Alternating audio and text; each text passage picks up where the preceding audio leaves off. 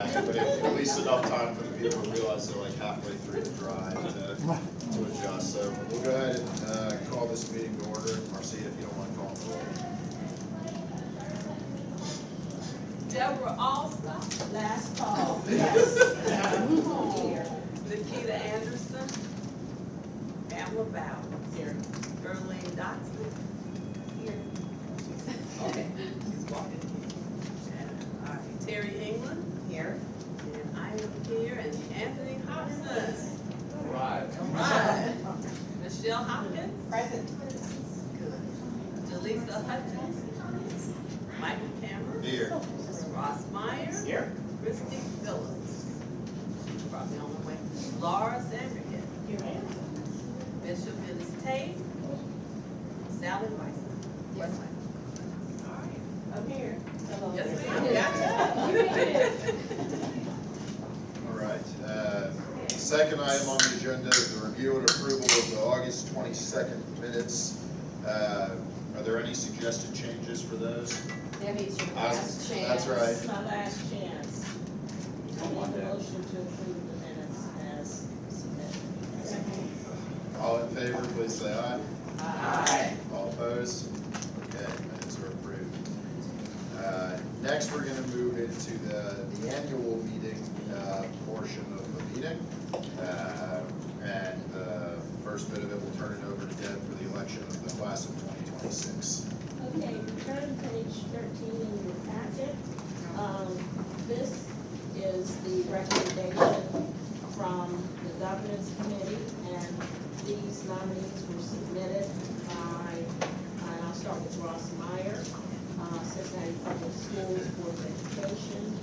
Carolyn Jones, Cincinnati Public Schools Board of Education, and she will start on January 1st, 2023. The reason for that is on December 31st, she will still be a member of the Cincinnati Board of Education. Anthony Hobson, United Way, Christy Phillips, United Way, and pending his promise board. So, for the state of officers, board chair Mike Cameras, Anthony Hobson, treasurer, and Marcia Futel, secretary and vice president. And I will note that there was an update to the governance principles to make the secretary vice president, and that's part of succession for leadership. So I would like to ask you to look in your leisure at the bios of all of our highly qualified nominees, and I am pleased to submit this recommendation to the board. Thank you, Deb. So we'll do them one at a time. The first is to ratify the election of the 2026 class, at least those that have been appointed so far. We'll do them all together. All in favor, please say aye. Aye. All opposed, nay. Okay, congratulations to our class of 2026. Welcome to the team. Excited to have you all, or have most of you back, and to get Carolyn in a few more months. Next, we'll do the election of the officers as submitted forward from the governance committee. All in favor, please say aye. Aye. All opposed, nay. Okay, our officers have been elected. Thank you to all of you for being willing to serve. Next, we have the appointment of the committee chairs. The only real change from how we've been going is with Deb exiting the board. I've asked Marcia to take over the governance committee, which after some begging and groveling, she's agreed. So. She'll be just fine. She'll be just fine. Trust me. And I'm thankful to Marcia and everyone who's agreed to run a committee where, as you all know, so much of the real heavy lift of what we do gets going. So I'll ask that everyone to approve the committee chair appointment. All in favor, please say aye. Aye. All opposed, nay. Okay, that's approved. And then finally, the appointment of board members to committees is mostly just kind of filling in some of the new folks, and as other folks join, Carolyn, we're still waiting on one other appointment from Promise Forward. We may be able to fill that in further. And by the way, if you ever want to be on a different committee than you're on, or this meeting schedule conflicts with your schedule, and you think you could best serve elsewhere, let me know. We can adjust these as needed. These don't need to be set in stone, but at least for now, what we have here, I'd like to have the board approval for that. All in favor, please say aye. Aye. All opposed, nay. Okay, we've gotten through that part of it.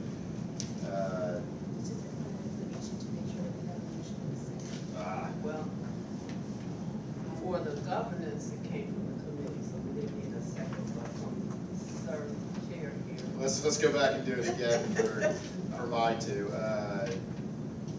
Will someone agree to move to appoint the committee chairs? I move to. Sally, thank you. Second by Ross. We'll go and do the vote again. All in favor, please say aye. Aye. All opposed, nay. Thank you. No one changed their mind. Appointment of board members to committees. Will someone make that motion? All right, Pamela, second Terry. All in favor, please say aye. Aye. All opposed, nay. All right. Thank you. Thank you for catching that. Yes. One of these days I'll get it. The last two items on this, Deb mentioned the review of the governing principles. This is a information item, not a board vote item. Deb, is there anything more that you'd like to say about that? No, I think, we, brought this to the board, in January, and there was a need to come up with a succession plan, for board, leadership, and at that time, we made the recommendation that the secretary also be the, vice, chairperson of the board. And I don't know if there's any other little nuances that I would suggest, but at your leisure, don't review these while you're looking at an English game. Okay? But at your leisure, review these for your information. And are there any questions about those or discussion about those while we're on this item? Okay. Maybe I'll do that. We all know who you are. I'm used to crawling underneath. All right. Next is what has become a favorite around these tables in September, the annual conflict of interest form, which there'll be someone other than Deb chasing you down this year if you don't get your Zoom. But Deb, would you like to talk about I will say that? that we had a 100% compliance rate for last year, but I think it took until about 6 weeks ago to get the last form. So we're not, so you have the forms and the way this works. If you'd like to leave them here today, in this And envelope. then the chase begins if you don't leave them in that envelope. So there are no changes in the form, but you need. Please do that and do that quickly. If you're able to do it today, then leave it great. If you need a little time, take a little time, not a lot of time. Please then get those in, and we'll try it the next kind of set of committee meetings. We're back together next week, maybe, is that right? So Yes, we'll, Tuesday. take it home, bring it back next week if you want. Let's go for that 100% again. No, I beg to differ with you. I think you need to put it in, If you're able to, I think that's great. So we pass. They're in your stack of, yep, your hard copies there. You don't even have to pull it out of the same, but we put an extra one for you. Right? Freestanding, easy to flip through and fill out. Yes.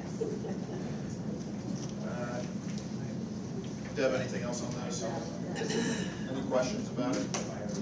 All right, Laura's ready. Okay, and a good reminder is, many of you have done this before. We all do it, kind of ongoing. If you have nothing new, that's fine, but we still need to make sure we do it. All right, next we're at the CPP Annual Report 2022-2023 year in review, and that's for information and function. Okay, so the fun part starts. Hello. So we will start with our year in review video here. This is a clip, a snapshot, highlights. So Talia, my friends call me Sally, and I am so excited to tell you about the Cincinnati Preschool Promise. This year, 936 amazing kids like me were able to attend high-quality preschool. All thanks to the Cincinnati Preschool Promise Tuition Assistance Program. How awesome is that? But wait, there's more! Over 1,300 families work with CPP to learn about how important early childhood education is for their child, even if they didn't qualify for tuition assistance. Everyone deserves a chance at preschool. Do you know what is super duper important for preschool? Attendance.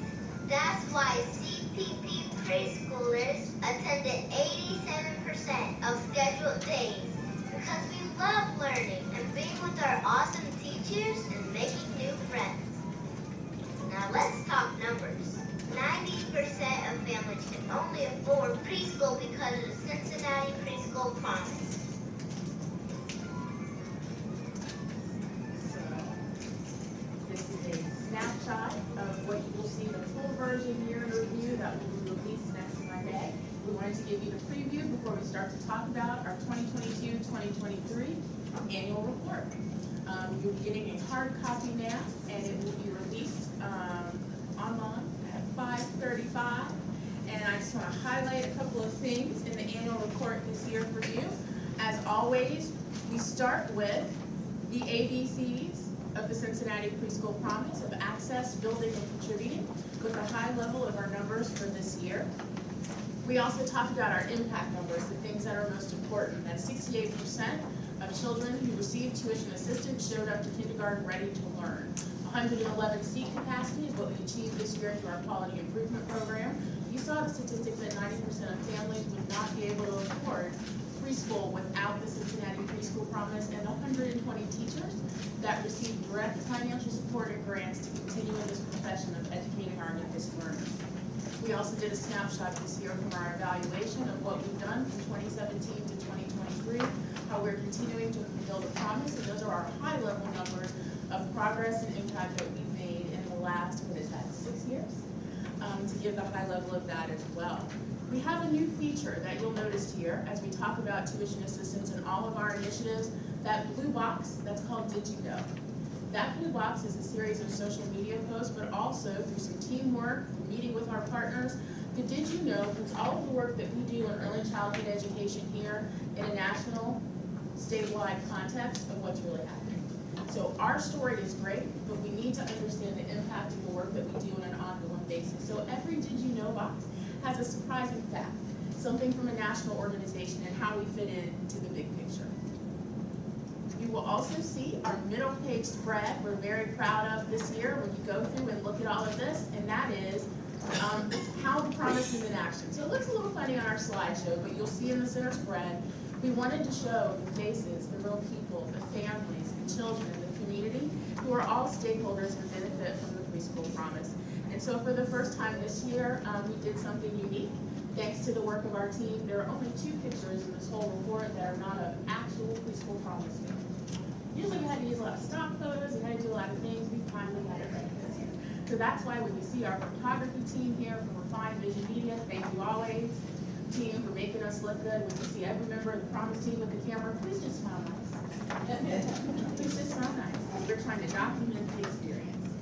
You will also see CPP Plus. We've talked about CPP Plus in terms of primary beneficiaries who are families and primary beneficiaries of what we do who are educators and teachers and sites. So the family focus are all the things that we do and all the partnerships that we have that are the non-conventional things that we know drive kindergarten readiness outside of just tuition assistance and outside of just that quality improvement investment.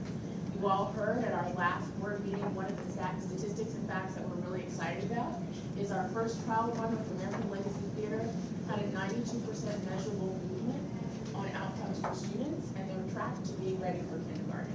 So you'll see all of that throughout there. We're highlighting CPP Plus. We always talk about equity, because equity is fundamental to our mission and the lens that we always take. We were proud to be a part of, and thank you to 4C for working with us on this, to have a proclamation by the city recognizing all the providers, and you will see our provider council and stakeholders and leaders down there for that photo opportunity. And each one received a frank copy of the proclamation that they proudly have displayed at their preschool sites right now. We always talk about what our equity and how we apply all the components of our equity. So remember that our commitment to equity and the policy that the board has adopted since onset means equity in spend, equity in programming, and equity in access. And we always try to display that very carefully in who we serve in the demographics, but also in how we spend. You will also notice in here, the Promise Team. We do a little recognition of our full team there. That's what the Promise Team looks like. And as I tell you, these few people are what makes all this happen. So that is our Promise Team. We have something new here this year. We've returned to saying our network map so that you can see how we've grown from year 1 with 66 providers in the network to year 6 to 213 providers in the network. The key neighborhoods where we have the top enrollment. You'll also notice what we've done is quality gap and non-quality gap neighborhoods. Based on some requests to get smarter as we are in year 6, you will also see the provider network that does the new analysis of quality gap and the definition of what a quality gap neighborhood is. There are places specifically where we know there are 100 seats or more that we're short based on the children that live in that neighborhood and the availability of high quality seats. We also know that there are opportunity neighborhoods. Some people call them at-risk neighborhoods, but they have our SES factors and the things that we know that make it even more challenging for those students. And looking at this graph that you all saw from our innovation teams and this chart, it helps us prioritize our work because quality gaps are those that have the most economic and other distressors. They're most vulnerable to what we all consider the ACEs and the challenges that they have to get a strong foundation, and where ongoing investment is needed to make sure that there is access and equitable access to high quality systems areas. So we're sharing that with the community and with our partners. You will also see a listing of all of the providers in our network, because we want to highlight them as well. You will see everyone there in addition to our website. As you all know, at the beginning of this year, we finalized what our 3-year strategic plan was, tightened up those metrics, and we are now ready to share the full version with the community, not just those high-level goals, but also the objectives that we'll be going through to deliver on each one of those goals. We also, of course, have a thank you to our community partnerships, and I want to take a moment to say thank you to the Greater Cincinnati Foundation for hosting us. Also, their ongoing support of our business support initiatives for our family child care providers. Of course, thank you to our partners at 4C for Children and Learning Grove, who are not only partners in thought leadership and the work, but essential to the coaching and quality improvement that we do, and our connection in 4C and keeping us apprised, being our advocacy arm. That is a partnership that is invaluable to us, and we could not do our work without. We're also appreciative of the community action agency, the work that they do with Head Start, and for our Smart Start initiative, our Back to Preschool Jam.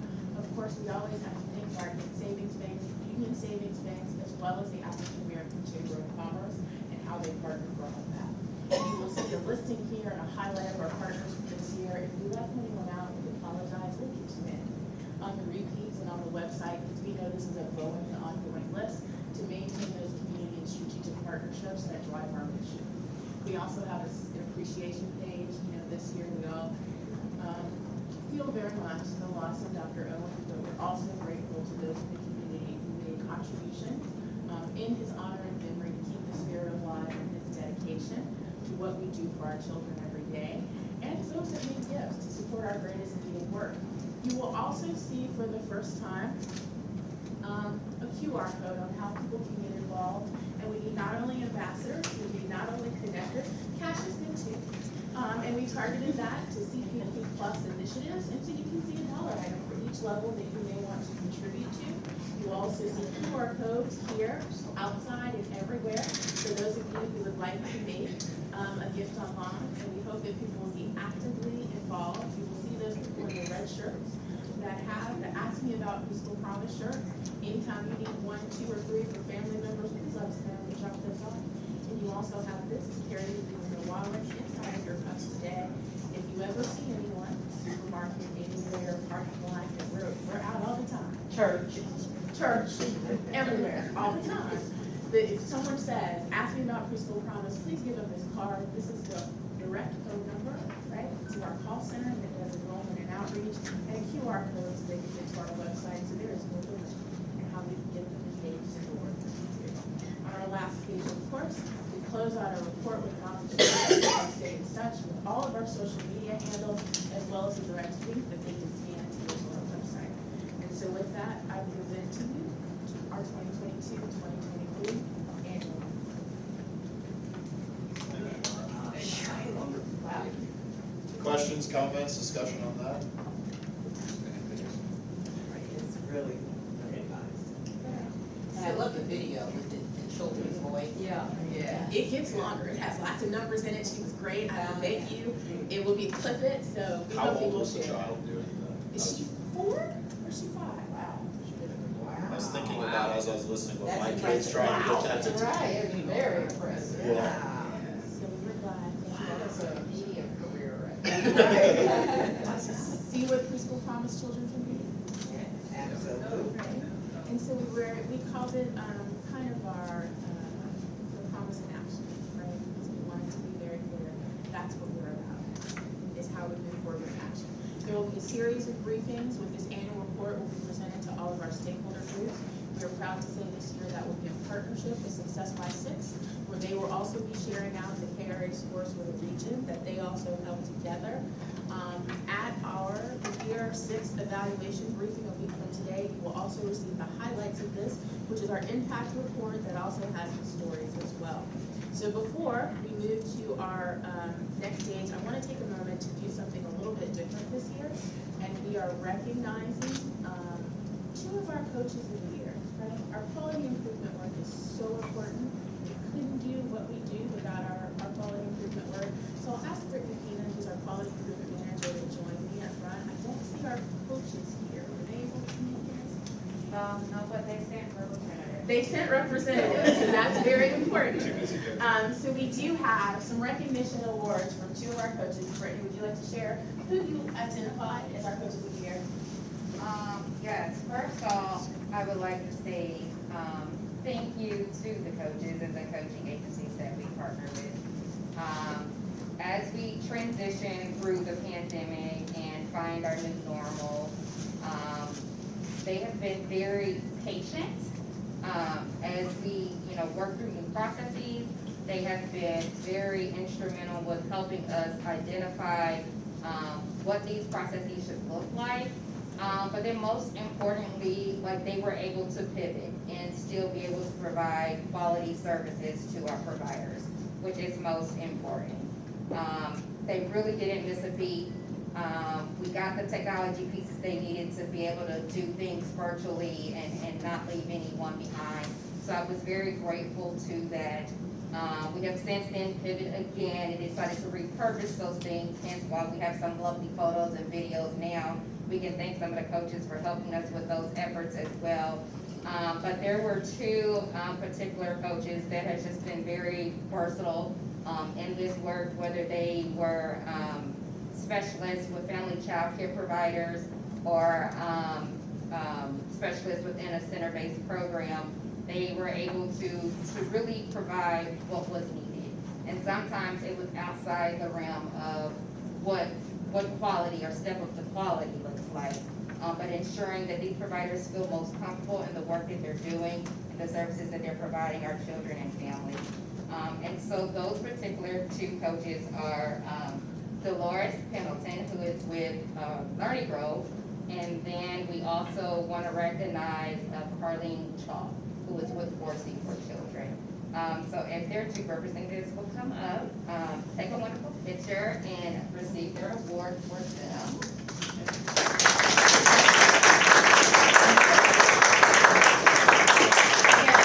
We're so appreciative of the partnership, and please know there are no high-quality seats and no access without the work that these coaches and our partner agencies do.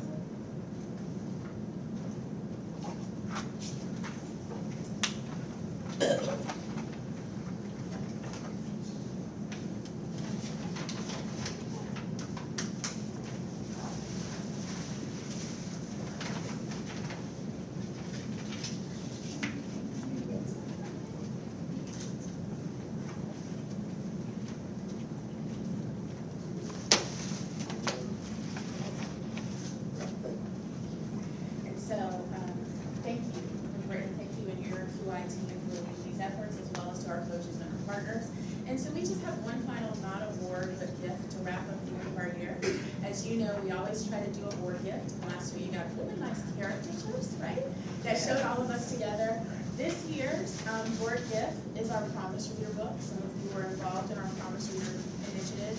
It is a thank you to you. So we will gift those separately next week to each person who was a Promise Reader, but also to our board members. This is a reminder, a souvenir as we complete this year of the Cincinnati Preschool Promise, to say thank you.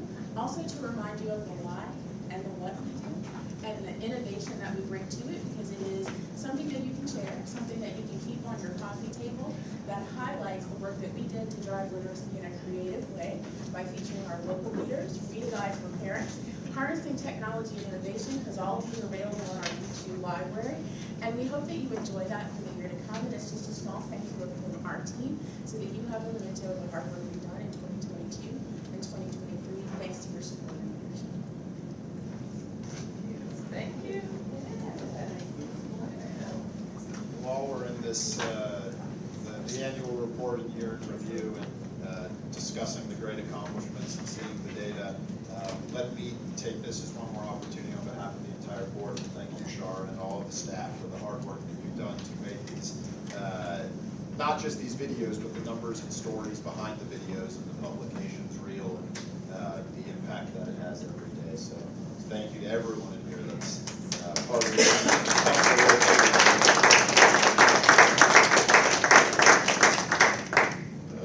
the spirit of recognizing those who have played a significant role. We have two board members who this will be their final meeting. It's actually the first time in our organizations now.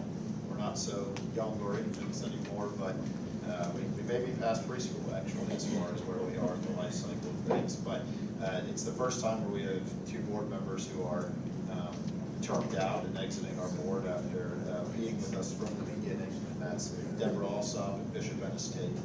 I wanted to take a minute to recognize both of you for your tremendous contributions, and also either of you have anything you'd like to say, of course you're welcome to do that. But I'll start with Ms. Alsop. Deb and I were part of the original team to get going here in this organization, and I don't think Deb will mind me sharing this publicly. I've shared it with her before, but early on we were kind of drinking from a fire hose and trying to figure out what to do, and I found the board member sitting in the corner upset that the minutes weren't quite accurate to be a colossal distraction from the important work. A learning experience for me certainly was coming to see that the attention to detail, the passion for doing things the right way, the recognition of the great responsibility that comes with being entrusted with public dollars and making sure that the constant attention, respect, detail that's needed to fulfill the public mission was there, was not at all a distraction. It was actually a critical, important reminder that kind of became embedded in the fabric of who we are as an organization and as our boards went forward. And while it always kind of became, even tonight, a kind of running joke of Deb approving the minutes and those types of things, I think what it instilled in the culture of our organization from a very early point was to take every single thing seriously, to do everything the right way, to make sure that the incredible trust that was given to us was honored in every action that we did. Perhaps the most Deb Alsop thing of all times is she is the one who caught in our governing documents that she was termed out. I'm not certain that that would have been discovered without Deb being the one to discover it, which it gave me a great laugh. I was sitting in Kroger, I was grocery shopping when she called me and started almost crying in Kroger when she told me she's gone through it and realized she can't come back. But anyway, Deb, I've enjoyed getting to work with you. Your contributions, you know, are immeasurable, and I've also enjoyed becoming friends with you these last 6-7 years. Thank you for being a part of this, for everything that you've done. We will miss you, although I have a feeling you'll still be getting regular phone calls from me. You can screen them if you want, but certainly, while you won't be a part of our board, your wisdom will be something that I and many around this table will value forever. So, thank you for that. I just have a few words. I was rather surprised when I got a call from Mary Rowan, the then superintendent of Cincinnati Public Schools, saying, I want you to serve on the preschool promise board if the levy is passed. And I said, the what?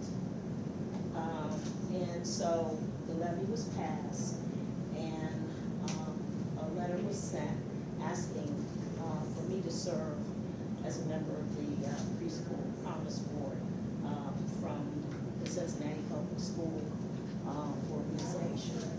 So it was, I thought, an honor. I thought it was an honor. I was real proud at the time, but what I didn't realize, while it was an honor, it was a great responsibility, because we were very new, and we were flying and making the plane up at the same time, literally, for about the first 3 years. So I have many, many fond memories of the preschool promise, but I also learned a lot in the process. I will miss you all, but I will not miss the responsibility, because I do take things very serious. As my husband says, you're very intense. Very intense. So I want to let you know that I did the best I could with what I had. And I gave it my all, and I think that it's the reason that we're here is for children and their families. And I encourage you all to continue to fight the good fight and to remember why we're here. Because the little voice that we heard on the video is what it's all about. This is not an adult game. So I thank you for your leadership, and at least give me a week before we start calling.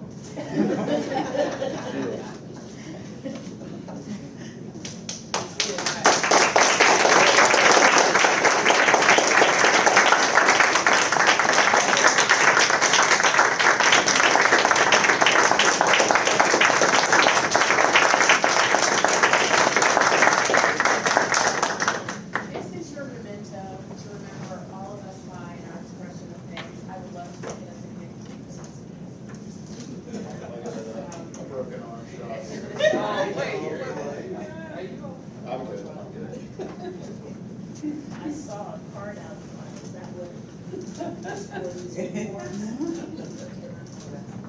Thank you very much. I appreciate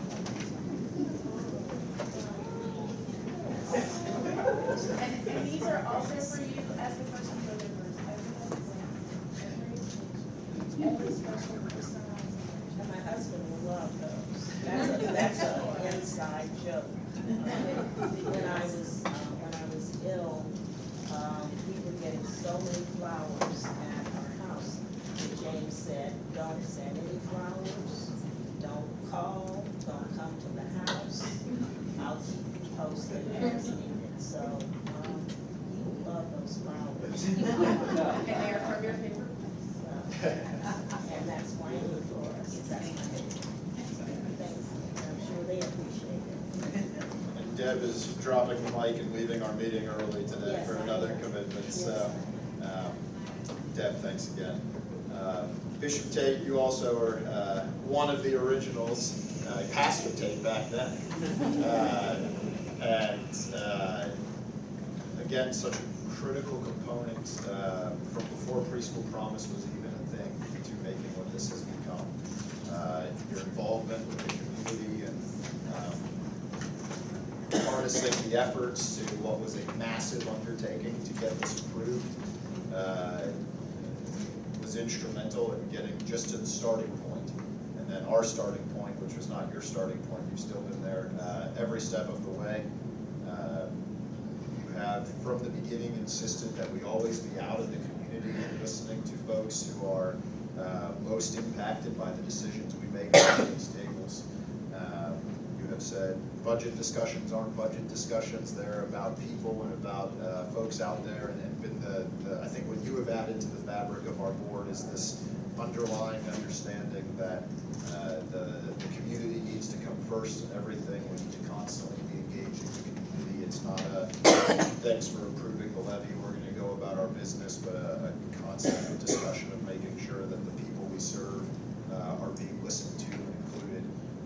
And that's something that's been an important lesson and reminder for me and for our board that I think has served us well over this time. You have a deep knowledge of not just the community, but also the preschool provider landscape that has been so valuable for us. And we will miss you dearly, although again, call on you regularly, I'm sure, for a little help along the way. But thank you so much for your service and everything that you've done. And of course, if there's anything you'd like to say, The one thing I remember the most is that when I started on this board, I had hair. So a lot has changed in that regard. But this board, of the 15 years that I've been working in the community and the 14 boards that I've served on in that time, this is the only one where my true heart, not that the others weren't important, but they represent everything about my being. Children, community. And so as a part of this board, my whole being has not only developed, but has evolved. So I'm a better person as a result of serving on this committee. Because the one word that holds true, not only for my ministry and my life, but the word promise stands for everything. And so God made a promise to us and he's kept it. And we've made a promise to this community and we've kept it. So that's valuable because it will outlive us. Years and years later, when we start to look back over the success of all of these young people who got this opportunity, and we begin to see how they measure up against society, one of the things that will be proven to be true is having an early learning experience makes all the difference in the world. So I hope we can continue with that and continue the mission and the movement so that the rest of those that will come after this children and their families, and when their families become families, they'll be able to say it was because of the preschool promise and the commitment that was made that I'm able to stand or sit in this room. So thank you for the opportunity, and I'm grateful.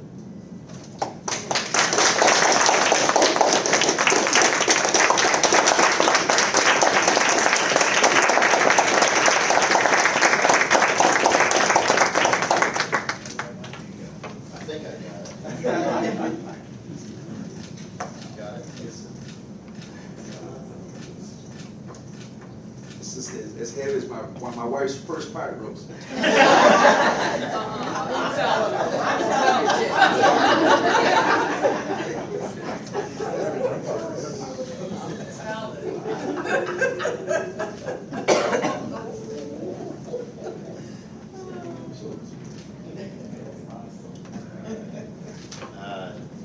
As we kind of reflect on the great important service of Deb and Bishop Tate, I use this as an opportunity to thank everyone around the table. The hours, the time, the resources, the energy of this mission, being on that. This isn't kind of a passive board. It's always been an active one that's required a lot of energy and efforts and involvement. These past few weeks, which I'll get into in a minute, certainly have called on a number of you for that. But let me just share, I know this, for everyone around the board table, this isn't how you earn a living, it's not how you put food on the table for your family, but the time, the energy, the resources that you give are so important.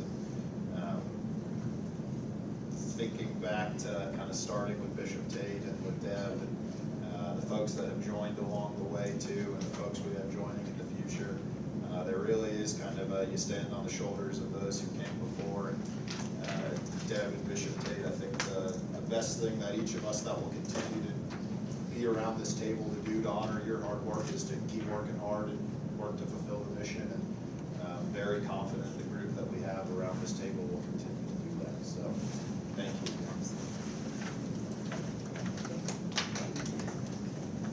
Okay.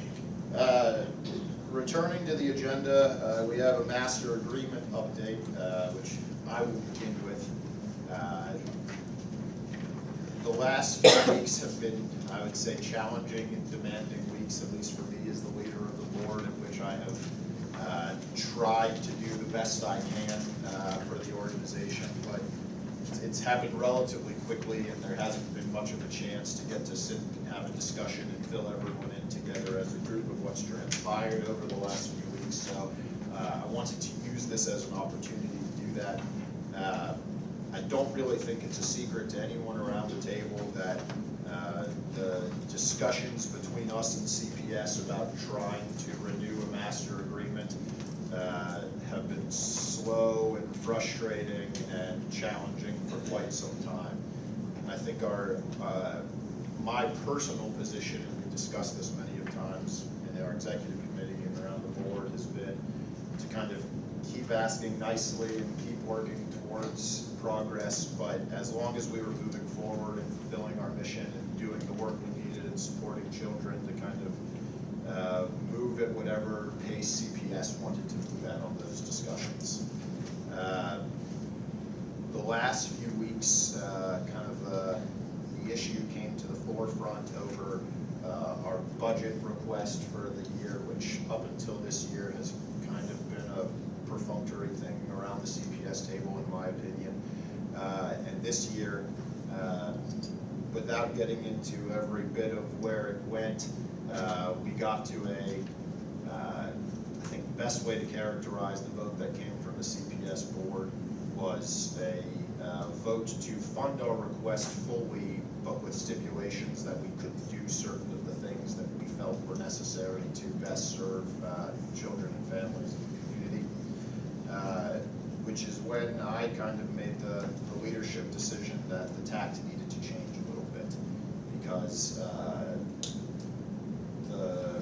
hey, we'll move at whatever pace is necessary so long as we're still doing what we need to do was fine, but I felt that the decision meant that funds which were available, which it seems CPS and us agreed were available, couldn't be used to fund students at the cost of quality that we know is the cost of quality and that our providers need and that our families need. And this, actually, the chair of the board of CPS said in the meeting that I totally agree that what came out of it was Solomonic. It was a compromise, but no one was really better served by it. And the thought of having to go to families and providers and say, well, we have this money, but CPS won't let us spend it, didn't sit well with me. So over the last few weeks, well, let me step back for a second. I believe that the CPS board members, I have spoken to many of them, and I have listened to every one of the board meetings. My wife kind of we and I have this running joke now that she watches TV at night and I put on YouTube to watch the CPS board meetings. The CPS board members care deeply about us and want to be successful. And Dr. Moffitt, I see you here today, and thank you for coming. And I watched all your comments too, and certainly it is true that I believe that each of the individuals on the CPS board want us to be successful. I believe that, I have always believed this, that CPS is a huge organization with a huge bureaucracy and sometimes challenging to navigate. And one of the lessons my parents taught me early on is when there's a problem between two people or two entities, even if it's 99 and 1%, usually both groups are somewhat responsible for the challenges. In retrospect, over the last few years of this, there are probably some things we could have done differently to maybe avoid getting into this situation. When we get around the table with CPS, I intend to kind of be reflective about that and not have it be a finger-pointing discussion of who's more or less responsible. But nonetheless, I think navigating the bureaucracy has been challenging. My general belief is that the folks who are involved in CPS want us to be successful. I don't think anyone has really chosen to lead as far as making sure we can be successful in their side of things lately, which is why we've kind of languished and not been prioritized as far as, hey, let's get a master agreement done. Hey, let's make sure we can fund it the rate we need to fund and be able to use the funds. So in one of the board meetings that I listened to, quite a bit of what I thought was misinformation. I don't believe it was malicious misinformation. I don't think things were said about us that I believe were false with the intent to harm us. I just think kind of just like how around our table the personalities have changed quite a bit since the last time we did this. The same is true of CPS. You know, the game of telephone of what happened in history 7 years ago can lead to things that those were around the table, right? I don't know that that's really how the game went. So I sent a pretty detailed letter to the president of the board of CPS. It's in the pre-read for the minutes, or for the meeting today, outlining what I believe to be some things that were said at the CPS board meeting that I don't believe to be accurate. But the real end of it was, we can't delay, we gotta fix this now. Every minute that we wait, families and providers and children are really missing out. One thing that's kind of always bothered me about the dynamic of CPS and CPP is this kind of us versus them, when the reality is it's all one and the same. So the majority of children funded by CPP become CPS students. The kind of tribalism and turf stuff, not only does it not serve anyone well, but it's just not even reflected by reality. So my challenge was, hey, let's not wait anymore. I'd like the presidents and vice presidents and key staff of both organizations to get together immediately and let's fix this. It doesn't matter how we got here, it doesn't matter whose fault it was. It's time for the folks elected to lead to lead, and let's get this done. Last night at the CPS board meeting, there was I don't think it was technically a vote, but a discussion and a general agreement amongst the board to go ahead and do that. And I got an email this afternoon with the availability of their president, vice president, and key staff that they want to have involved in the discussions. And I intend to reply shortly with our team's availability, the same, the president, the vice president, key staff. So that I'm clear, I believe that 1, 2, 3 meetings of that team will be important to get to kind of key principles of what should be in the agreement. We have a master agreement committee that will then end up being our board's kind of sounding board, making sure that when Marcia and I are in the meeting, we did an okay job representing our priorities. And then there will be a full board meeting, which the president of the board of CPS and I have agreed should be joint to try to the extent there's anything else that needs to be hammered, get that done, hammer it out, and then approve an agreement, which I've said I think can be a matter of weeks, not a matter of months.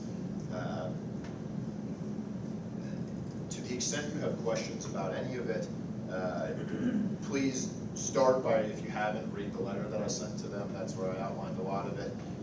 Jake Purcell, our legal counsel, also sent over a letter to their legal counsel outlining items where we feel that CPS has not followed through with what was in the original master agreement, which was sent as a, hey, look, if we're going to have an honest discussion about what everyone's obligations are, responsibilities are, let's make sure that's a two-sided conversation. Jake is here if there are any questions on that letter. I'll stop here, I think, to just take questions, hear discussions. I can tell you that a meeting is going to occur in the next couple weeks. It will be Marcia and me, our legal counsel, Shara, and we will see where we land on getting things done, but I believe that there's now an urgency to it, probably on both sides. I think no one likes this kind of situation we're in, and frankly, I think CPS has, in their board meetings the last few weeks, dedicated a lot of time to this issue as well and wants to get to a resolution. So I believe there's been a lot of we'll see every time this conversation has come up. I believe the we'll see is about to occur. I'm generally optimistic that we will get to some type of agreement quickly. It was said at the CPS board meeting last night by a couple of the board members, which I very much agree with, this idea that we need to look back at what was promised during the initial campaign and the renewal, which certainly I think we need to do. And I also think that in addition to that, not instead of that. In addition to that, a lot of time and energy and attention needs to put to, okay, in a 7-year system, what have we all learned? How has the world changed? And I think the voters very much want us to stick within what we told them we would do, but also we owe to them to incorporate everything we've learned since that time into the vision to make sure that the next set of the future of this is successful. So that's the framework in which I think I expect our team to bring to those meetings. I think CPS is very open to figuring out the best solution too, and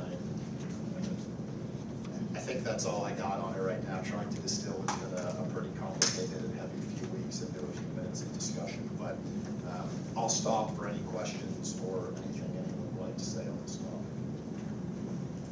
I just want to thank you, Michael, for your response to all of this that's been happening.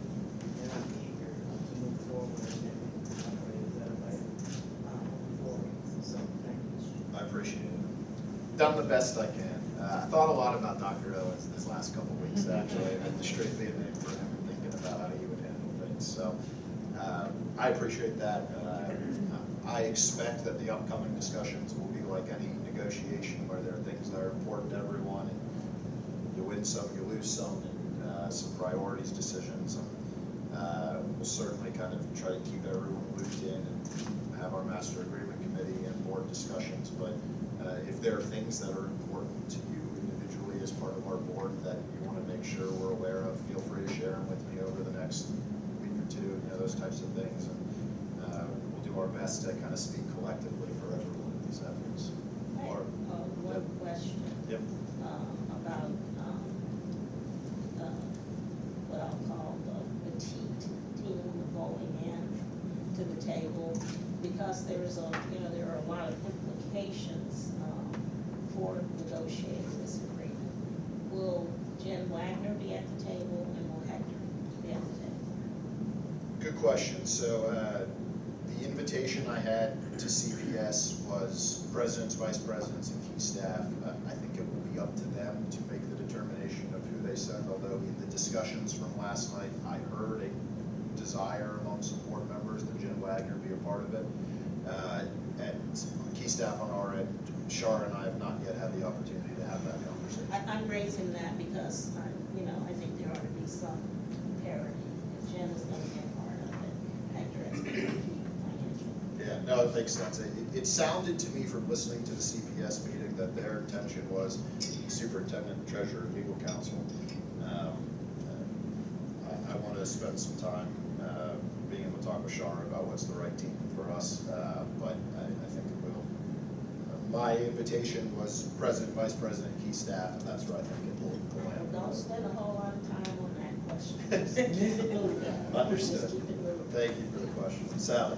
I want to add just to what Pamela said, and I am so grateful that we stopped talking just to each other, and that in very strong and clear terms, you and Jake addressed our challenges in a very straightforward and strong way. And I think that was absolutely necessary, seeing how long we have just not made any progress yet. So thank you for taking what I consider to be bold action on our behalf. I'm like a board member being part of all of these discussions. This is a great sermon.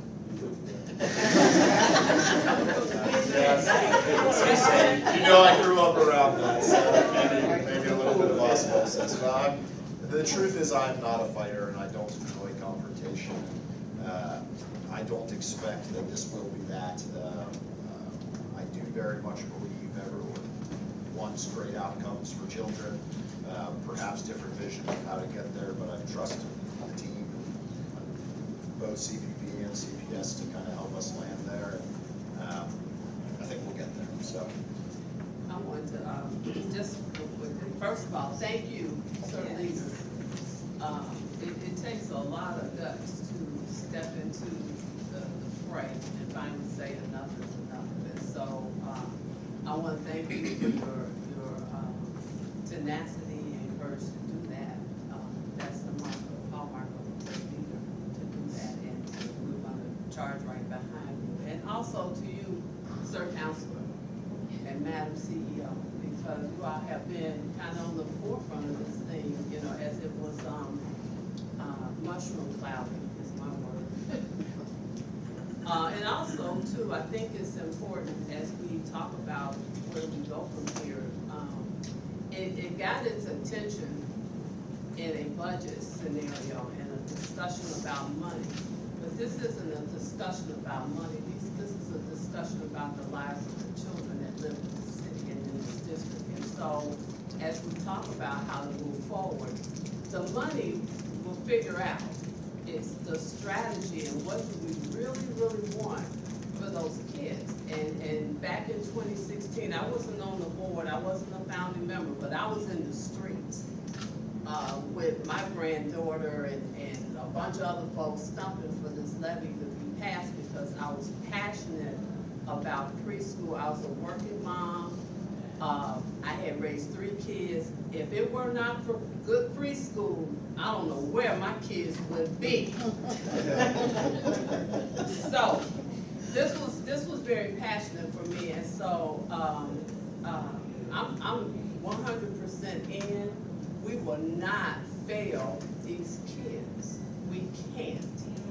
We cannot do it. So the discussion has to be, what's best for the children? What's best for their families? How do we raise the bar for the kids who don't have access, who don't have opportunity, so that they can succeed in life? And so that's our charge. That's the charge from this board, from this organization, as well as Cincinnati Public Schools. That's the charge first. The money piece we'll figure out, but we don't get the front part of it right, which I understand back then this was all new, nobody knew, you know, there was lack of trust, to be honest. You know, nobody knew how this was all gonna shape out, so you had to have the guardrails. We're 7 years old down the road now, and so we have to look at what's best for the kids now, and what do we look like as an organization now. And then the money piece we'll figure out. So good job, sir. Good job. I don't give kudos. It's not what it's about, Right. but I appreciate it. I do mean seriously, one thing that has kind of been weighing on me some over the last couple of weeks is trying to speak and make decisions on behalf of 15 people without the opportunity to call you. Bye, Debbie. Bye. Drop the button. I forgot my disclosure form.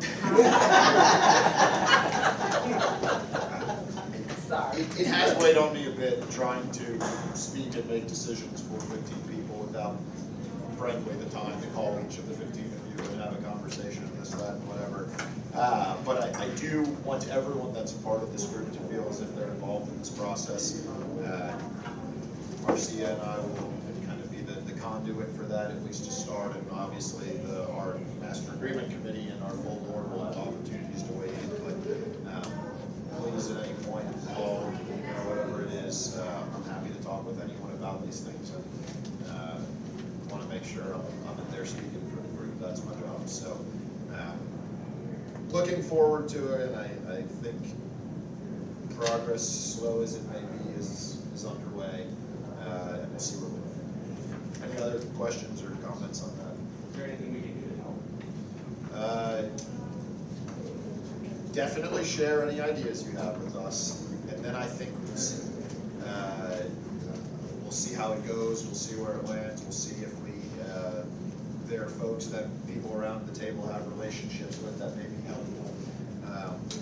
I have not been shy in calling some of you and asking you to make a call or do this to help, and everyone's been wonderful when I've done that, and I appreciate it.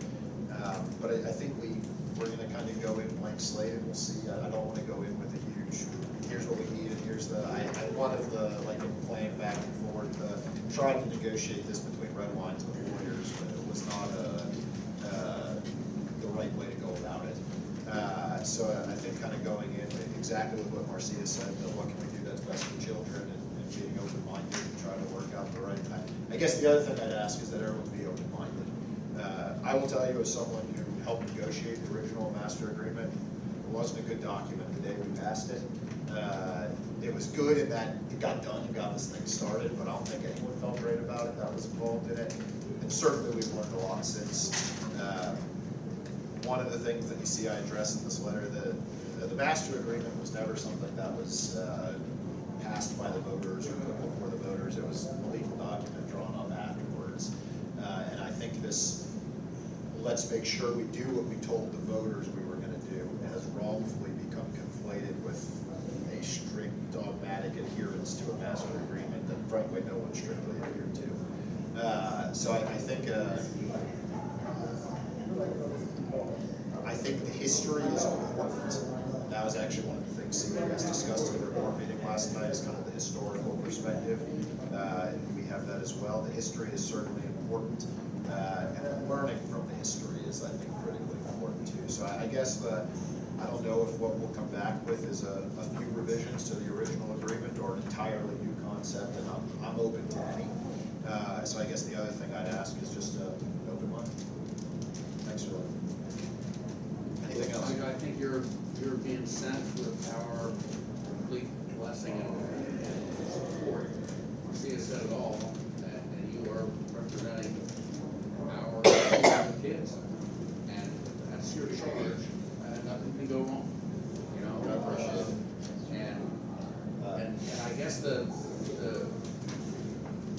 second piece of it is what's so important to those kids are the people that provide those services to them. We can't lose sight of the fact that we have a big responsibility to support them. Those coaches that got the awards today, these are the people that have to be supported as well. That's an important part of these kids. Taking care of these kids includes taking care of the people that are in them. So you have, from everything I've heard from all my time here, you have our complete support backing, because it's kids first, and as long as that's your charge, you have us 100%. I appreciate that. And I have felt that, frankly.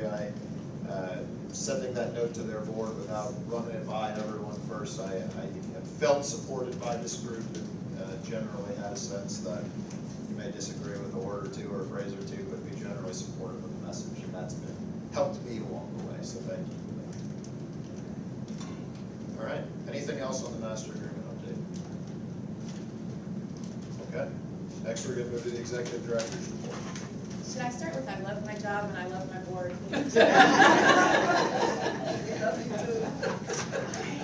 So, executive director's report. As you all know, it's Preschool Promise Week, which is again 11 days. Just go with me on that week concept. These are some of the things that have happened so far. We had a great preschool chat that we went Facebook Live last night with American Legacy Theater, with Peanut Butter and Jam, presenting to the community who our partners are and how to get involved in kindergarten readiness in the non-traditional ways. This week's Promise Reader that goes live on Facebook on Thursday is our mayor, who we know has preschoolers in one of our partner sites. So we're excited to see him read his story and be part of the Promise Readers. Thanks to our QI team, our blog post goes up on navigating back to school, 10 tips for parents. Get to bed early, set a routine, all of those things that we know are trying to drive us to get to our attendance number. We're at 87. Our goal is to get to 90% right? Attendance, helping them do that.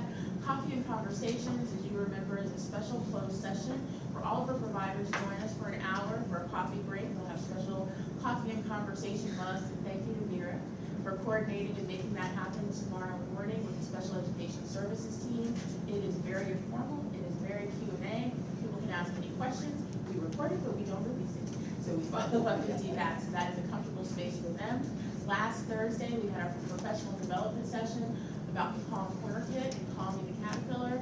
We had 34 providers show up after a long day of working for that PD session. They are coming this week to pick up their Palm Caterpillars and their posters for parents that talk about mindfulness and regulation and breathing and all the things we know that help you be able to learn when you're in your preschool environment. We have 30 sites that requested the Palm Corner Kit for the pilot year that we're doing this first year. As funds come in and resources become available, we'd like to expand that to others. There are two versions. So one that stays in the classroom with Calming the Caterpillar, but it would be ideal to have to make available to every parent that needed it their very own Calm Caterpillar Kit for it. Because there are also things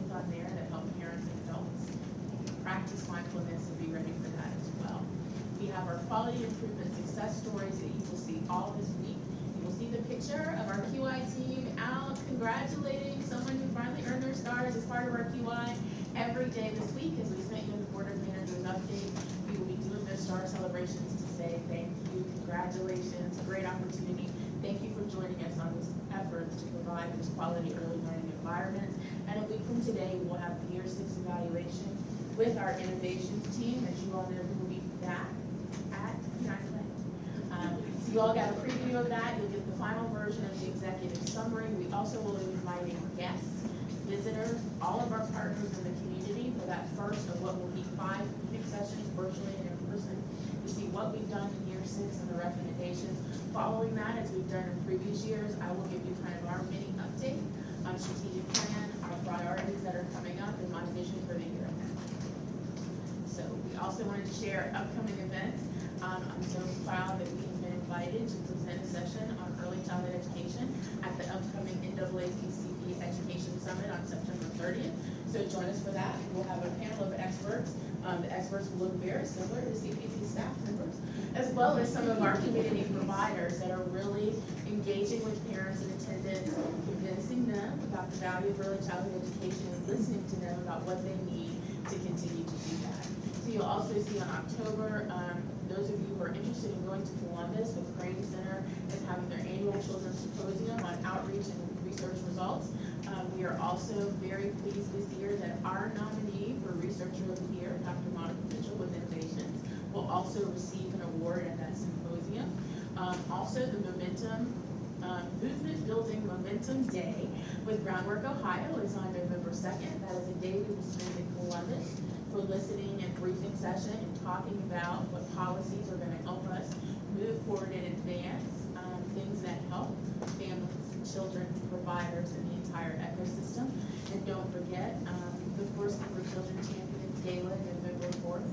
We will be there. We will have a table. If you all would like to join us, please do that. If you would also like to buy a ticket, there's still tickets on sale by many, by several we want to support. And one of our featured promise readers, Dr. Kristen Gibson, will also be honored at the event. And so we support our partners, and also it's a lot of fun and the after party, right? So you don't want to miss it.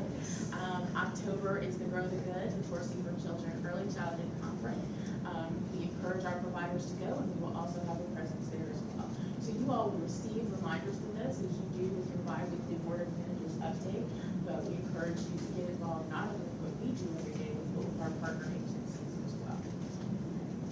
I'll take a deep breath, because I can do this all day. Also, we just talked about kind of our most important thing, and that is our enrollment trends. So when we came to you as the final phase of our strategic plan, trying to land on what that number is and what we thought we could accomplish, we knew that we started the preschool promise in 2016. The percentage of children that were in those income brackets and eligible for our services was at 19%. We have grown over the years to 30%. When we presented this to you in the first quarter of the year, our enrollments were still at 30%. Now that we're at the end of our fiscal year, the actual numbers look like 32%, right? So we're incredible that in a pandemic, with things shifting and moving and everything happening, we were actually able to get an uptake and penetration of 2% more of the population. Our goal is 35, so we gotta get that 2 more percentage points by the end of 2025. Remember, this is a combined goal with our partners at CPS, so it is the actual number of students that receive tuition assistance with preschool expansion funding. It is also our charge to do 2 things that I hope to be able to report to you. What is the percentage of those families that are enrolled in some sort of preschool that are not receiving tuition assistance? Because our counting and data collection is very transactional. So that number is only that transaction number, because we don't know the number of students who may not have taken advantage of our funding because we haven't reached them, who may have funding from other sources, who may be at sites, private school sites, other sites, other preschools that are not in the Cincinnati Preschool Promise Network for whatever reason. So our goal is really to try to capture that data. We will not be able to give you a solid number on what it looks like in our goal and our metrics for this year to move to that either 33, 34, or 35, because ACS, American Community Survey data, does not come out until November. So remember, it's always a percentage of the eligible population. So right now, we're level, right? And say we're gonna do at least what we did last year, but we'll get a final metric for you on what that looks like. That will always show up on the big sheet that you all see, which is your dashboard, which is on the back of the 11 by 17. So you'll also see a snapshot of where we are with the dashboard as well. Everything is great for now. It's really, 3 months into the fiscal year, everything's looking good. I think I can do anything in the next 9 months. So that's why everything is green. But we will finalize those metrics and numbers, hopefully to share with you as we move on in October and when that ACS data comes out.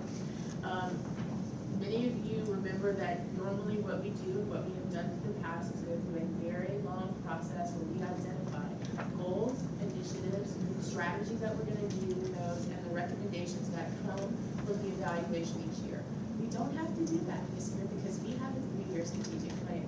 We've already given you a charge and what the expectations are. We will continue to deliver on that. We're not starting from ground zero, we are executing on that plan. What you will also see on the flip side of that dashboard is our year-over-year infographic, where we give everybody a high level of outputs and numbers of actually what we've done since 2016. So everybody, wants to hear about what happened this year, but it really is overall what's in progress and what we think in the overall impact.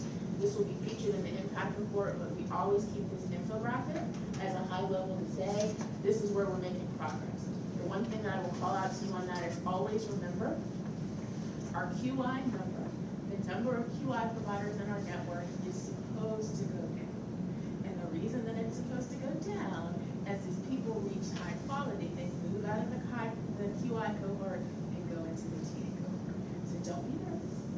That number should go down, down, down as people move to the other side. So we always want to highlight that for everyone.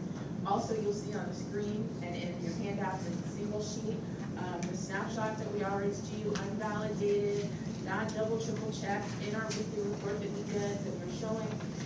As of today, we have 696 approved TA assistants receiving families. We have 196 pending.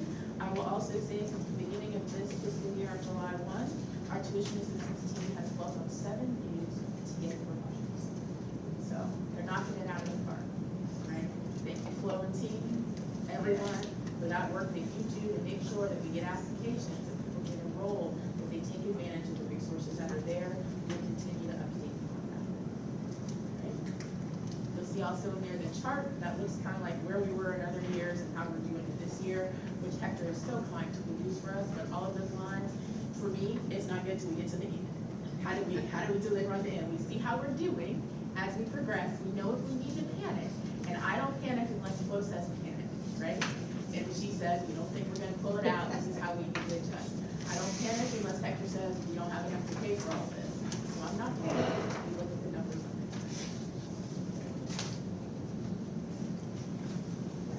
Questions for Shar? So, Yeah, I had a question, my recurring question, the number, the 30, 32, 35%. Have we got any closer to identifying the percent of children in high-quality preschools where we are providing tuition assistance and where we're providing any sort of professional development or quality improvement? Because I bring this up all the time, this is a broken record.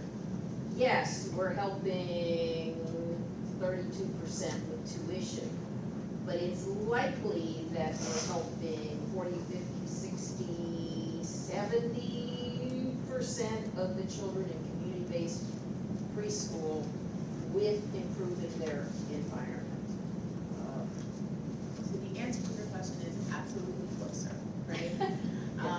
How much closer, I don't know, because the two things that we're doing to do that is, we always have a measure of capacity, but we know capacity is not actuality.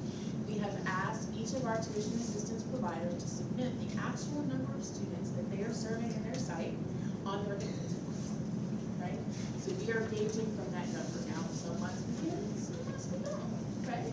The other thing that we're also doing for the first time this year, part of CPP Plus and why this has become such a big heavy lift and why you will never support the office crawlers out in the field, is that we've asked providers as part of attendance initiatives, NAC count initiatives to understand true impact, to have everyone at their site fill out a CPP application. Even if you think someone's not eligible,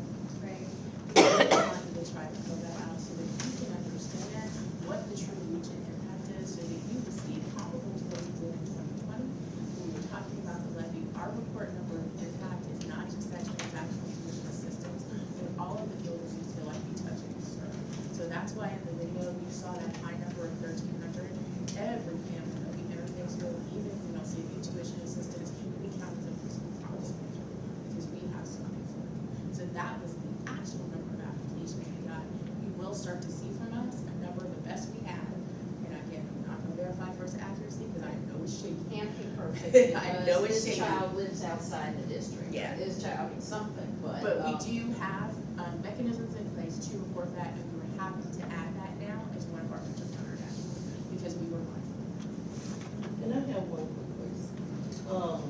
We know that the population that we serve, many of these families and children are very transit. Do we as CPP have a policy, or how do we track the children that we identify in the district, but then they move out? Do we know how many,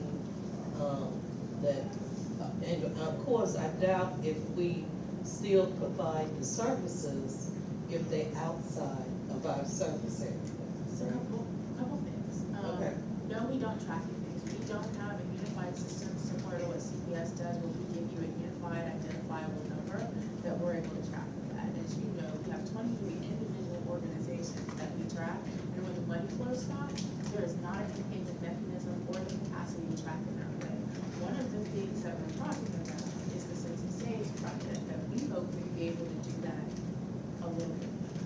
The best that we've been able to get to is data from 2 years ago that Innovations did for us for the ability study, where they cast and looked at where they could find other students and how they could. So no, we do not have a mechanism now that tracks them when they either stop receiving tuition assistance or move outside of the area. What we do, if you all remember, it's a recommendation that you all agreed to, and that Dr. Owen made, that once we get an application for whether money comes or not, you continue to get monthly postcards from us. Your family continues to be invited to events.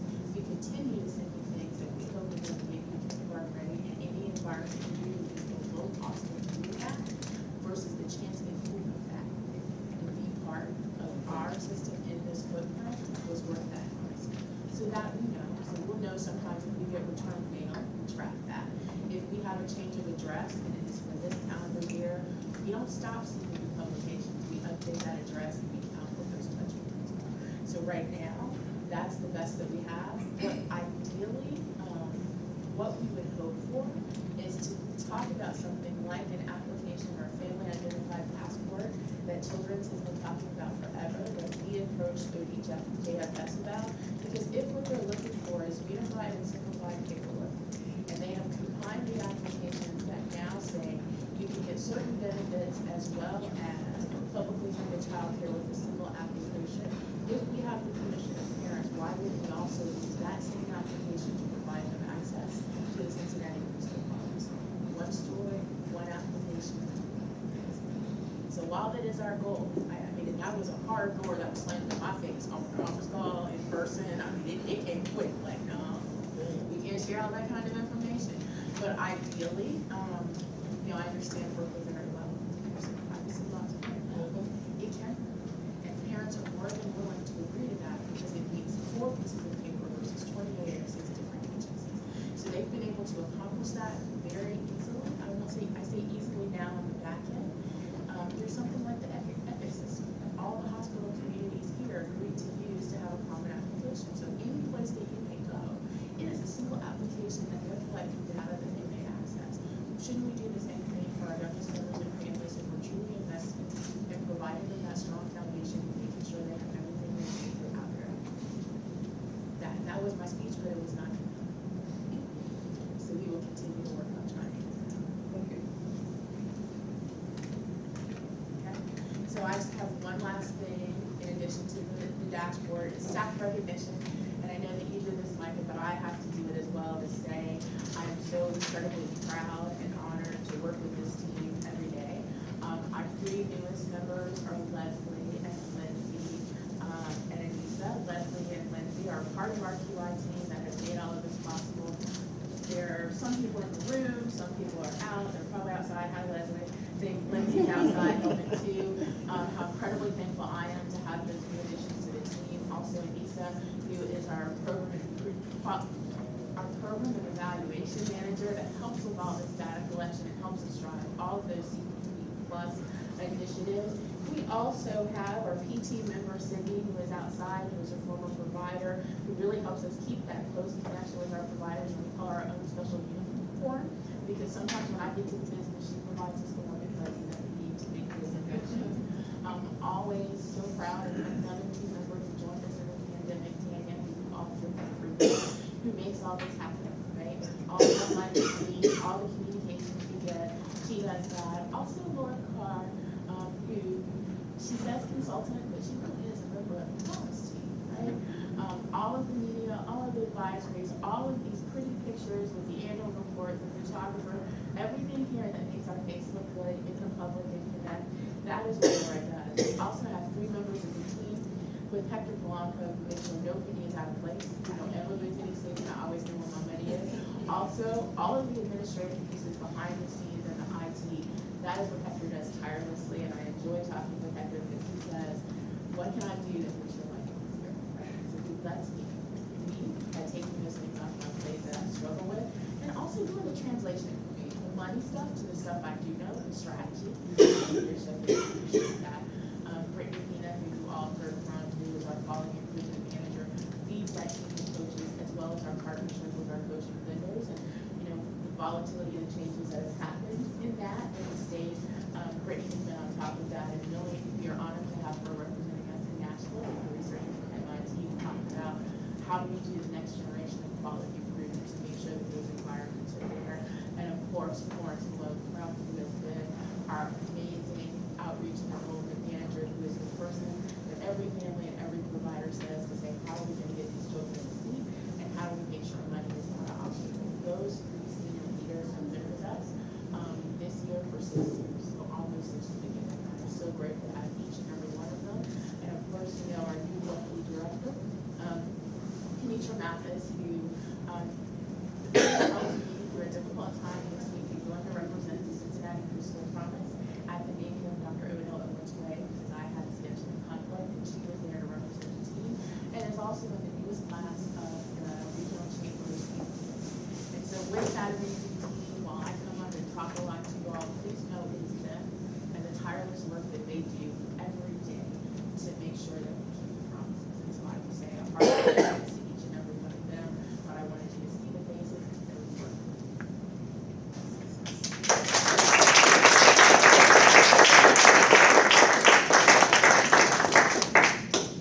Thanks again to that team, and Shara, thanks to you for leading the team, and also it's not lost on me that Preschool Promise Week has coincided with the week I call you every 15 minutes. So, And every time I say, this is my job, I love it. Grateful for all that you do. Next, we're moving to committee updates. Tony, we have finance and audit first. All right. In your packet is the summary year-end 23 actuals. And, you know, this is one of the few organizations maybe in the world where being under budget isn't necessarily a good thing. I'm not used to explaining being under budget. That's normally a rounded applause. But I think our most significant effort, and certainly the majority of our finances go to tuition assistance, and we came very close to hitting our budget this year, and maybe just over 1% really within budget. That I think is a great result. So in terms of our 23 results, and really when you look at that page, and I'm looking at this page in the packet, the third column is the one that shows the difference between actuals and budget. And that's where I think we need to focus. The big differences in the UI line, where we're about over 500,000 under budget. There are notes down below, and the note 2 will explain where the big changes were in that budget.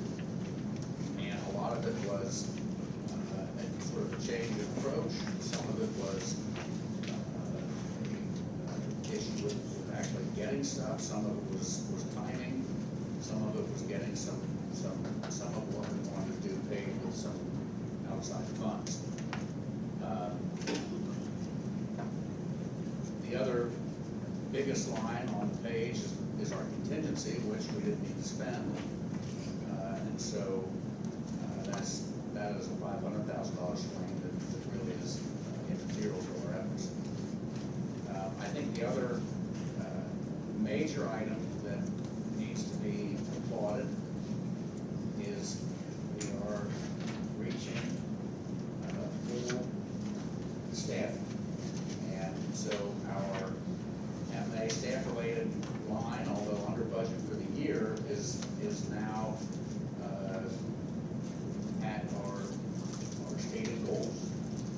We have one open position, we're adding someone to the promise team, interviews every day, every time we think we have someone snatches them.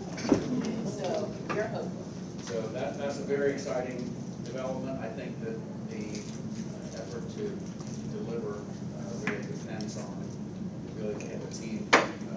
And as Charlie just went through, the team is really now in a place. I'm really excited really to really deliver on the results. So you can see where the other differences are, but really the two, the QI and the contingencies is over $1 million. The rest of it sort of pales. So staff related, the fact that we didn't really get fully staffed until late in the year. That's the entire variance to what our budget was.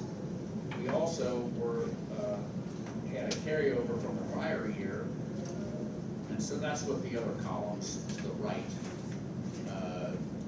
discuss. And obviously, we're not reaching budget. We're not going to be able to spend the carryover funds either. So that was sort of that those carryover funds were in our hands and were open for us to use. Obviously, we were able to really get that out. Bottom line then is about $2 million of carryover, and there is a turn the page. There is a carryover funds report, agenda item 8 at the top left. Those monies really just go to fund our next year. Rather than write a check back to CPS and then write a sub-check for the next quarter, we just hold those funds, and CPS will then fund the balance of the budget with a nod to our leader.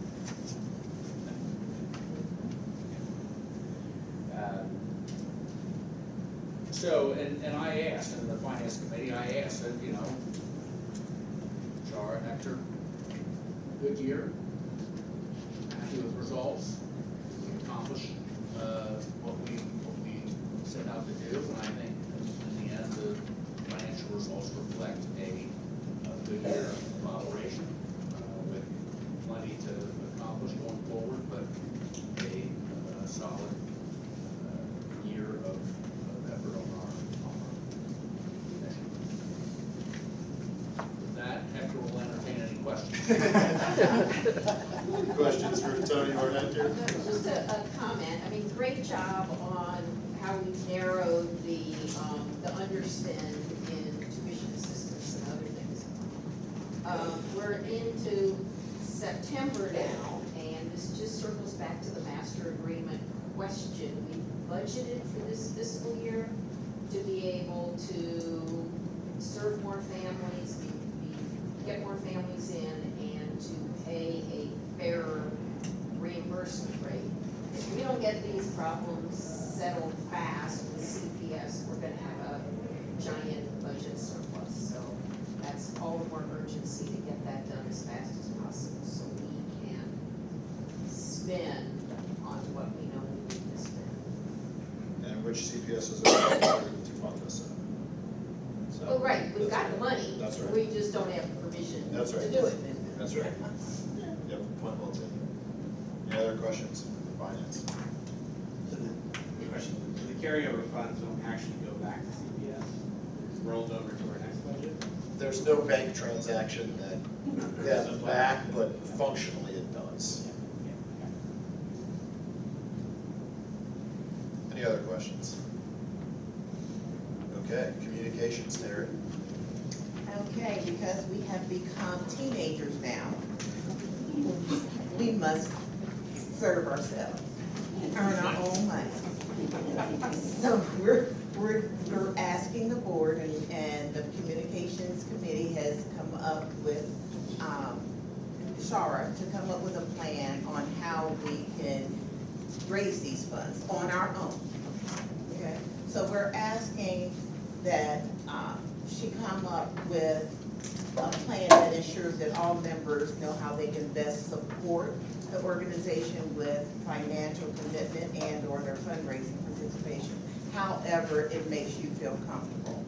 And see how you, as board members, can help with this, whether it be fundraising for the levy, or the monies that the levy does not cover, or writing letters, or getting out there and talking this up and getting donors to come in, identifying donor prospects of any type, but also making sure that we understand that there is a cap. There are things that we can and we cannot do. So that means that if you're wanting to give cash, the cash cannot be over $100 unless it's approved by Shar, the CEO. There are some things also that we don't have accommodations for, and that's like furniture. You know, if someone has some used preschool furniture that they may want to donate, we don't have the capacity to hold on to that. So we would ask that we give something in lieu of, okay? If you want to write a check, if you want to do it through your bank, through your bill pay, or if you would like to do it on your credit card, then I think that Shara has a facilitation that's set up for you to do it on your credit card, but you can't write a check. And within your information here, there is an envelope already done for you, stamped, addressed, so that you can send your donations in at any time. Okay? We're going to be accepting and soliciting gifts for purposes that will support and hope to fulfill the agency's or the organization's mission and vision. The CEO will lead and provide fundraising efforts and solicitation for private philanthropic contributions for Cincinnati Preschool Promise. The core of the fundraising function will live at this executive level. Just one thing to clarify, you are more than welcome to give us gifts greater than $100, but you can't show up with cash in more than $100, because we do not have the ability, we don't have a lockdown, so it'll just be in my purse till we get back to the office, so just be mindful. Yeah. Okay, Yeah. okay, Yeah. so you're clear. You We can take give as much as thousands. you want, but the Write cash. the check, yeah. Yeah. Okay, also, we're looking at the gifts are subject to review. So those charitable or contributions are subject to review by the CEO. And they can be life insurance gifts that can be accepted where Preschool Promise's name is both the beneficiary and the owner of the insurance policy. Bequests to Preschool Promise may be made under the donor's wills, and Preschool Promise may be designated under the beneficiary under those trust and life insurance policies. We are not looking for anybody to just drop this, you know, making out your will and then the next day you're gone. No. We're not looking for that. But we appreciate anything that you can and will give toward the cause as well.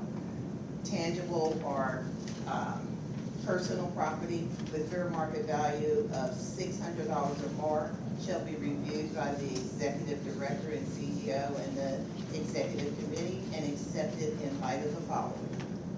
Does the property further the mission of the preschool promise? Are there unacceptable restrictions imposed on the property? Are there costs for which preschool promise may be responsible? Yeah, so we try to cover everything as legally as possible, and if there are gifts that you would like to give above the $600, we ask that you look at your legal counsel as well, to make sure that this is going to be comparable, and it's going to be legal. So, are there any questions? Questions for Terry on this? This is voting for approval tonight on this policy. Yes, this information was given to you at the last meeting. We hope that you were able to look through it and understand it, and if not, there will be continued questions can be taken. So this is up for approval at this time. Is there a motion to approve? Sally, second. Laura, I'll take that as a second. All in favor, please say aye. Aye. All opposed, nay? Okay, it's approved. Terry, thank you to you and the Communications Committee for the hard work there. Yep. This is also to remind you that not everybody is QR code or internet ready, so that you all have a physical copy in an envelope. If you left us a check or make a contribution in a different way, those were included in your work. All right, Marcia, your maiden governance committee. Yeah. Right. Report. So, just real quick, I won't be before you long.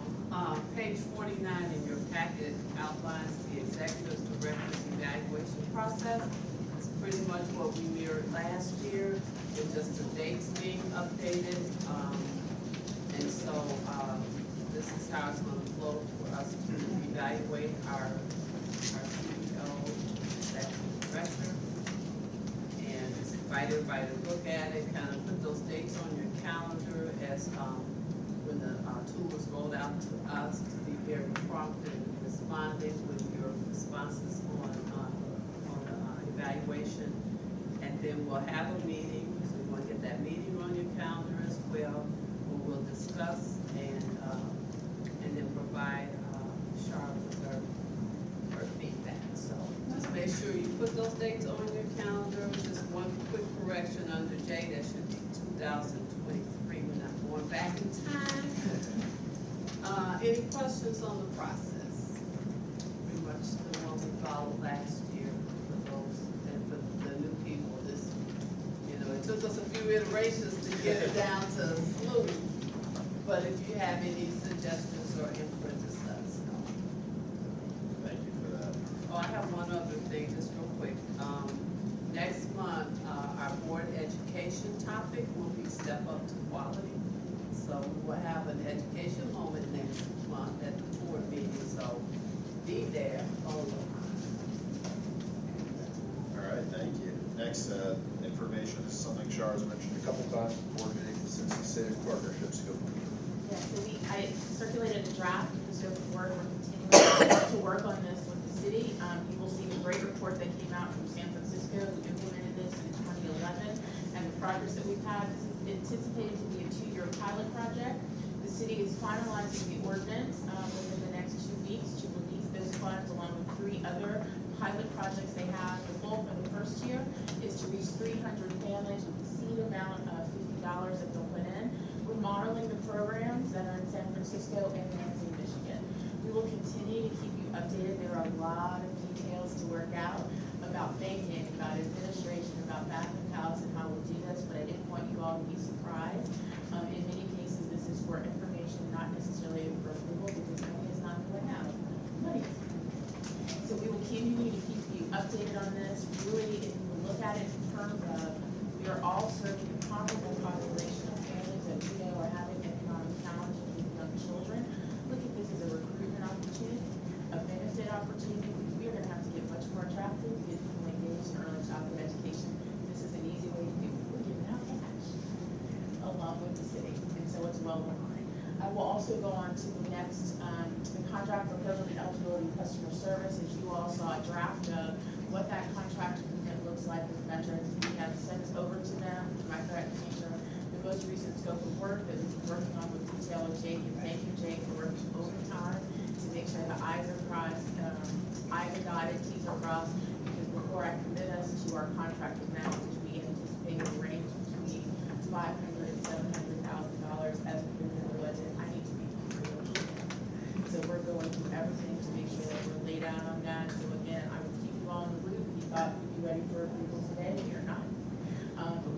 your authorization to spend up to the budget amount as we continue to work on executing that multi-year agreement to deliver that with us. We are always here, pleased to have Randy join us from the Metro team to do that. We also anticipate having some of the team members from Colorado go into deeper negotiations with us. Remember the two priorities that we've set out for that program eligibility and customer service is that we have to have a build out of our QI piece so that we're able to track and show benefits and the work that we're doing on the quality improvement side, as well as making sure, as Sally mentioned, that we're able and have the capacity to track what's happening with our families, how that works, what those applications come in, and that we can, as much as possible, turn around in real time the availability of seats, new seats, patient funding the process, and if I can tell you all, how much we want to move to some of the APIs that were suggested to do this in an automated way from the internet and through QR codes and through mobile. This is a grant. This is actual visits to people. This is physically sitting and helping them fill out applications. This is setting up scanners in people's houses to get forms back. This is translating pictures that you took on a camera phone because the scanner is just not working, and I cannot get you learning until I have some data. So please know that we are working with metrics to try to strike a balance between what we can automate efficiently and effectively and what we still know that we have to maintain in-house to do that staff. So that's where we are. Any questions on that, Charlotte? Okay, next we have a CPS update from Vera.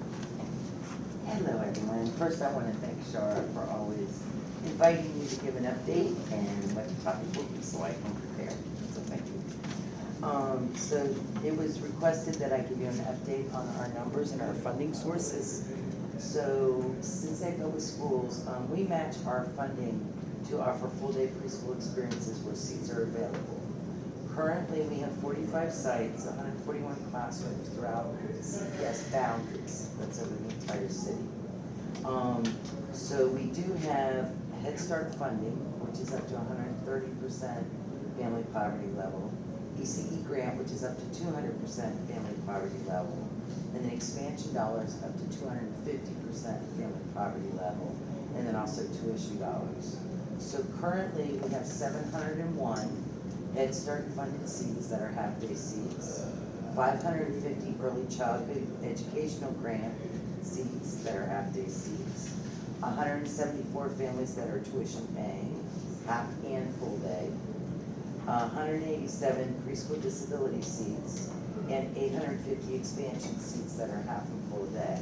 So all throughout the city, we currently have 1,807 students enrolled, which 850 are funded through tuition assistance. Along with that, we're excited to join Shara and her team tomorrow and the providers for our coffee and conversation. And I just want to say I'm very excited to hear that you all are doing Calm Caterpillar as a pilot. We piloted it last year, and I'm a strong believer that if everyone in the world had a Calmie and did the breathing techniques, the world would be a much better place. So thank you for piloting and supporting that program. Vera, thank you. If it's possible, if those numbers could be sent to Tanya maybe to get those sure. kids or to Shara, that'd be helpful to be able to send them around to everyone. Thanks for being here as always. And that's as of today. And what's your I just question? have one clarification. Yes. I still want to call you Ms. Brooks. She was my I'm principal. Vera now. Not my official principal, but, Yeah. but nevertheless, for your disability seats, are they full day? No, they are half day. They're half day, okay. They are half day. There's an AM session and a PM session. Okay. And in each classroom, there's 8 seats available. For the observers' comments, other than Vera, I don't think we have any of the other observers here, so we'll skip that. I still have perfect attendance. You, I say it every time. Your attendance is better than mine. Which we appreciate. Okay, anything else for the good of the order? Laura? Is there a second? Second, all in favor, please say aye. Aye. Opposed, nay. Meeting adjourned. Thank you, everyone. We've had some